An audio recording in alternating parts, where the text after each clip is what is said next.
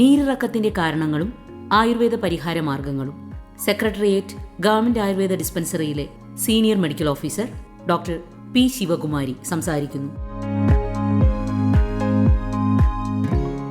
നീരിറക്കം അഥവാ തലനീരിറങ്ങുക എന്നത് ഇന്ന് ഡോക്ടർമാർ OPയിൽ സ്ഥിരമായി കേൾക്കുന്ന ഒരു കംപ്ലൈൻ്റ് ആണ്. ശരീരത്തിന് അസ്വസ്ഥതയും വിവിധ ശരീരഭാഗങ്ങളിൽ വേദനയും ഉണ്ടാകുന്ന ഒരവസ്ഥയുമാണിത്. ഇതൊരു പ്രത്യേകം രോഗമെന്ന് പറയാൻ പറ്റില്ല, എന്നാൽ ശരീരത്തിൽ സംഭവിക്കുന്ന അനാരോഗ്യപരമായ ചില ചേഞ്ചസിൻ്റെ ഫലമാണെന്ന് പറയാം. ആദ്യമൊക്കെ പ്രായമായവരെ മാത്രം ബാധിക്കുന്ന ഒരു പ്രശ്നമായിരുന്നെങ്കിൽ ഇപ്പോൾ ചെറുപ്പക്കാരെയും കൂടി അലട്ടുന്ന ഒരു പ്രശ്നമായി മാറിയിട്ടുണ്ട് ഇത്. ആധുനിക രീതിയെ പറയുകയാണെങ്കിൽ ശരീരത്തിലെ മാംസപേശികളെ കവർ ചെയ്തിരിക്കുന്ന ഫേഷ്യ എന്ന ലെയറിൽ സംഭവിക്കുന്ന ഒരു ഇൻഫ്ലമേറ്ററി ആക്ടിവിറ്റിയാണ് നീരിളക്കം അഥവാ മയോഫേഷ്യൽ പെയിൻ സിൻഡ്രോം എന്നറിയപ്പെടുന്നത്. ഒരു പേശിയെ കവർ ചെയ്തിരിക്കുന്ന ഫേഷ്യ അടുത്ത പേശിയിലേക്കും എക്സ്റ്റെൻഡ് ചെയ്യുന്നുണ്ട്. അതിനാൽ നീരിളക്കം അതുപോലെ വ്യാപിക്കുന്നതാണ്. അങ്ങനെ ശരീരം മുഴുവനും ഈ അസ്വസ്ഥത ഉണ്ടാകാനുള്ള സാധ്യതയും ഉണ്ട്. ഇനി നീരിളക്കത്തിൻ്റെ കാരണങ്ങൾ നോക്കിയാൽ കാലാവസ്ഥയുമായി ബന്ധപ്പെട്ട് ശരീരത്തിൽ നീർക്കെട്ടിന് സാധ്യതയുണ്ടെന്ന് കാണാം. ഏകദേശം 40% മുതൽ 60% വരെ ഹ്യൂമിഡിറ്റി ഉള്ളതാണ് ഏറ്റവും ആരോഗ്യകരമായ അന്തരീക്ഷമായി കണക്കാക്കുന്നത്. കേരളത്തിൽ ഇന്ന് പല സ്ഥലങ്ങളിലും 80% മുകളിലാണ് ഹ്യൂമിഡിറ്റി. ഈർപ്പം കൂടിയ വായു നിറഞ്ഞ കാലാവസ്ഥ നീർക്കെട്ട് വർദ്ധിപ്പിക്കുന്നതായി കാണുന്നു. തെറ്റായ ജീവിതശൈലിയുടെ പ്രയോഗമാണ് നീരിളക്കത്തിന് മറ്റൊരു കാരണം. അതിൽ ആഹാരത്തിൻ്റെ കാര്യമെടുത്താൽ ജങ്ക് ഫുഡിൻ്റെ അമിത ഉപയോഗം, മധുരം, ഉപ്പ്, എരിവ്, മസാലകൾ ഇവയുടെ അധികോപയോഗം, ഇടനേരങ്ങളിൽ ഭക്ഷണം കഴിക്കുക, പ്രഭാത ഭക്ഷണം സ്കിപ്പ് ചെയ്യുക, രാത്രിയിൽ വളരെ വൈകിയും അമിതമായും ഭക്ഷണം കഴിക്കുക, വിരുദ്ധാഹാരം ശീലിക്കുക. വിരുദ്ധാഹാരം കൊണ്ടുള്ള ദോഷങ്ങൾ വർഷങ്ങളോളം ശരീരത്തിൽ നിലനിൽക്കുകയും വിവിധതരം രോഗങ്ങൾ പിന്നീടുണ്ടാവുകയും ചെയ്യുന്നു. കഠിനാധ്വാനം കഴിഞ്ഞ് വിയർത്തിട്ട് ശരീരത്തിൽ പെട്ടെന്ന് തണുത്ത വെള്ളം ഒഴിക്കുക, കുളിച്ചുടനെ വെയിലത്തിറങ്ങുക, AC, ഫാൻ ഇവയുടെ കാറ്റ് തുടർച്ചയായി ശരീരത്തിൽ ഏൽക്കുക, വ്യായാമം ഇല്ലാതിരിക്കുക, ഒരേ പോസ്ചറിൽ അധികനേരം ഇരുന്ന് മൊബൈൽ, ലാപ്ടോപ്പ് തുടങ്ങിയ ഗാഡ്ജറ്റുകൾ തുടർച്ചയായി ഉപയോഗിക്കുക, അധികമായ മാനസിക പിരിമുറുക്കം, ഉറക്കക്കുറവ്, പകലുറക്കം ഇവയൊക്കെ തന്നെ ശരീരത്തിലെ പേശികളെ അഫക്റ്റ് ചെയ്യുന്നതിനാൽ നീരിളക്കത്തിന് കാരണമാകുന്നു. തൈറോയിഡ് രോഗങ്ങൾ, നട്ടെല്ലിൻ്റെ തേയ്മാനം, അമിതവണ്ണം തുടങ്ങിയ രോഗാവസ്ഥകളിലും നീർക്കെട്ട് ലക്ഷണമായി വരുന്നുണ്ട്. Magnesium, calcium, vitamin D3, vitamin B12 ഇവയുടെ കുറവ് മൂലം പേശികൾക്ക് ബലക്കുറവുണ്ടാവുകയും നീരിളക്കത്തിന് കാരണമാവുകയും ചെയ്യുന്നു. ശരീരത്തിന് ആവശ്യത്തിന് ജലം ലഭ്യമായില്ലെങ്കിൽ പേശികൾ ചുരുങ്ങി വേദനയും നീരും ഉണ്ടാകും. ഈസ്ട്രജൻ, ടെസ്റ്റോസ്റ്ററോൺ തുടങ്ങിയ സെക്സ് ഹോർമോണിന്റെ കുറവ് കാലിലും തോളിലും ഇടുപ്പിലും നീർക്കെട്ടുണ്ടാകാൻ കാരണമാകുന്നുണ്ട്. ഇനി എടുത്തു പറയത്തക്ക ഒരു കാരണം തലയിൽ പ്രയോഗിക്കുന്ന എണ്ണകളുടെ തെറ്റായ ഉപയോഗമാണ്. ഇപ്പോഴത്തെ സാഹചര്യത്തിൽ എല്ലാ പേരും പലതരം എണ്ണകൾ, അതായത് സൗന്ദര്യവർദ്ധനവിനാണെങ്കിൽ പോലും പരസ്യങ്ങൾ കണ്ട് സ്വന്തമായി ഓവർ ദ കൗണ്ടർ വാങ്ങി ഉപയോഗിക്കുന്ന ശീലമുണ്ട്. പ്രത്യേകിച്ച് പ്രയാസമൊന്നുമില്ലാത്തവർക്ക് ഇതൊരു പ്രശ്നമാകില്ല. നീരിളക്കം പോലുള്ള പ്രശ്നങ്ങൾ ഇടയ്ക്കിടെ ഉണ്ടാകുന്നവരിൽ ഈ ശീലം അസുഖത്തെ കൂട്ടുകയാണ് ചെയ്യുന്നത്. ആയുർവേദ ശാസ്ത്രപ്രകാരം കഫദോഷമാണ് നീരിളക്കത്തിന് കാരണമാകുന്നത്. കൂടെ ദുഷിച്ച പിത്തവും കൂടെ ചേരുമ്പോൾ പലവിധത്തിലുള്ള രോഗലക്ഷണങ്ങൾ ആണുണ്ടാകുന്നത്. ശരീരത്തിന്റെ പല ഭാഗത്തുണ്ടാകുന്ന നീർക്കെട്ടുകൾ പലതരം പ്രശ്നങ്ങൾക്കും കാരണമാകുന്നു. നീരിളക്കം എന്ന വാക്കിലൂടെ തന്നെ അതിന്റെ സ്വഭാവം നമുക്കറിയാം. രോഗികൾ പ്രസന്റ് ചെയ്യുന്നതും അങ്ങനെ തന്നെയാണ്. തലയിൽ നിന്നും താഴേക്കാണ് നീരിൻ്റെ സഞ്ചാരം വരുന്നത്. അപ്പോൾ തലയിൽ നിന്നും കഴുത്തിലേക്കും തലയുടെ മധ്യഭാഗത്തു നിന്നും പുരികങ്ങളിലേക്കും മൂക്കിനടുത്തേക്കും ചെവിയിലേക്കുമൊക്കെ നീർ സഞ്ചാരം ഉണ്ടാകുമ്പോൾ തലവേദന, ചെവിവേദന, തുമ്മൽ, കണ്ണിനടവ്, ചൊറിച്ചിൽ, കഴുത്ത്, പിടലി എന്നിവിടങ്ങളിൽ വേദന, നീര് തുടങ്ങി ധാരാളം ലക്ഷണങ്ങൾ ഉണ്ടാകുന്നു. കഴുത്തിൽ നിന്നും വേദന കൈകളിലേക്കും അതുപോലെ നടുവിലേക്കും വ്യാപിക്കുന്നു. നടുവിൽ നിന്നും 2 കാലിലേക്കും വേദനയും നീരും വ്യാപിക്കുന്നുണ്ട്.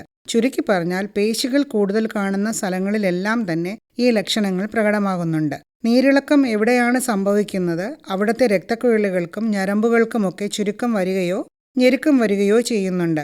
മുതുക്, പുറംഭാഗം, കൈകൾ, കാലുകൾ, കൈവെള്ള, കാൽപാദങ്ങൾ എന്നിവിടങ്ങളിലൊക്കെ പുകച്ചിലും നീര്, വേദന, കടച്ചിൽ, തരിപ്പ്, ചൊറിച്ചിൽ ഇവയൊക്കെ ഉണ്ടാകുന്നത് രക്തക്കുഴലുകൾക്ക് ഞരമ്പുകൾക്കുമൊക്കെ ഞെരുക്കം വരുന്നത് കൊണ്ടാണ്.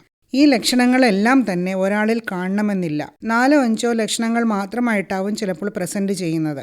ഈ ലക്ഷണങ്ങൾ ചിലപ്പോൾ വേറെ ചില രോഗങ്ങളായും തെറ്റിദ്ധരിക്കപ്പെടാം. അത് കൃത്യമായി ഡയഗ്നോസ് ചെയ്തില്ലെങ്കിൽ നൽകുന്ന ചികിത്സ ഫലപ്രദമാകാതെ വരും. ഉദാഹരണത്തിന്, നീരിളക്കം മൂലമുണ്ടാകുന്ന ടെൻഷൻ ഹെഡേക്ക് സൈനസൈറ്റിസ് ആയോ മൈഗ്രെയിൻ ആയിട്ടോ തെറ്റിദ്ധരിക്കപ്പെടാവുന്നതാണ്. ചികിത്സയുടെ കാര്യത്തിൽ രോഗത്തിന്റെ അവസ്ഥയും രോഗിയുടെ അവസ്ഥയുമൊക്കെ കണക്കിലെടുത്ത് വ്യക്തിപരമായ, അതായത് ഒരു പേഴ്സണലൈസ്ഡ് ട്രീറ്റ്മെന്റ് ആണ് ആയുർവേദം നിഷ്കർഷിച്ചിരിക്കുന്നത്.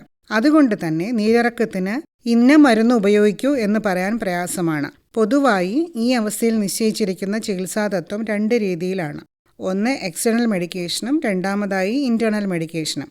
രോഗിയെ മൊത്തത്തിൽ കൺസിഡർ ചെയ്ത് ഈ കണ്ടീഷനിൽ ഉണ്ടാകുന്ന നീരും വേദനയും ഒക്കെ കുറയ്ക്കുന്നതിന് അമൃതോത്തരം, രാസ്നരണ്ടാതി, പുനർനവാതി, കൈശരഗുഗുലു, ചന്ദ്രപ്രഭ, സുദർശനം, ദശമൂലഹരിതകി ലേഹ്യം തുടങ്ങിയ ആയുർവേദ ഔഷധങ്ങൾ അവസ്ഥാനുസരണം പ്രയോഗിക്കാം. ഉള്ളിലേക്ക് മരുന്ന് കഴിക്കുന്നതിനോടൊപ്പം തന്നെ പ്രാധാന്യം പുറമേ മരുന്ന് ഉപയോഗിക്കുന്നതിലുമുണ്ട്.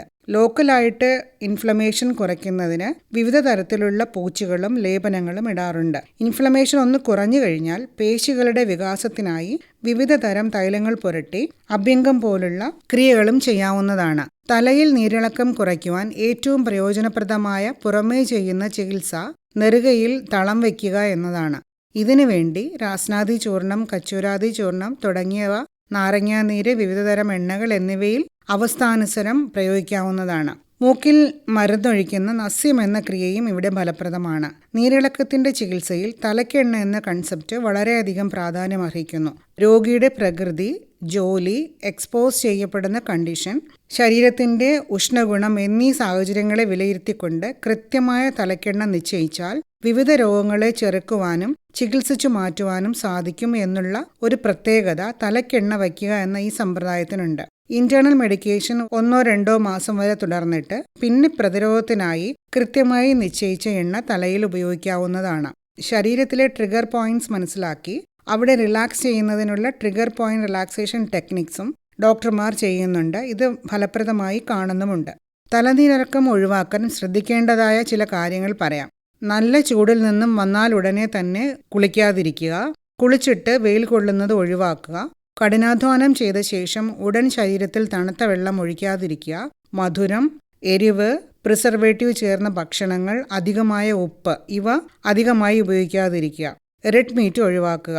ഇലക്കറികൾ, പച്ചക്കറികൾ, പഴവർഗ്ഗങ്ങൾ എന്നിവ ധാരാളം ഭക്ഷണത്തിൽ ഉൾപ്പെടുത്തുക. പകലുറക്കം ഒഴിവാക്കുക.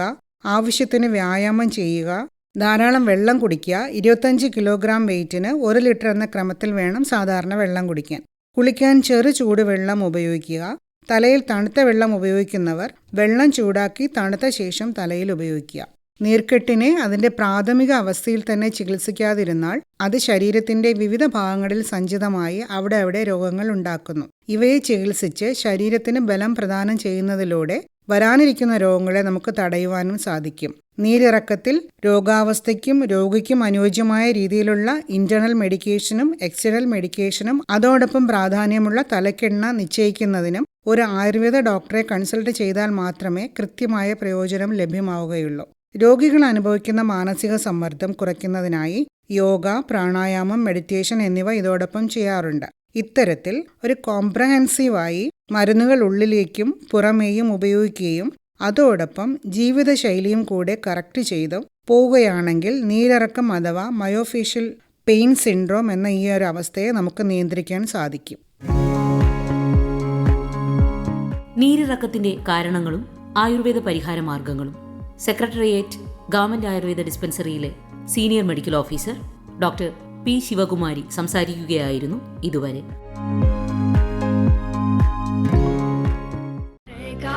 Shadha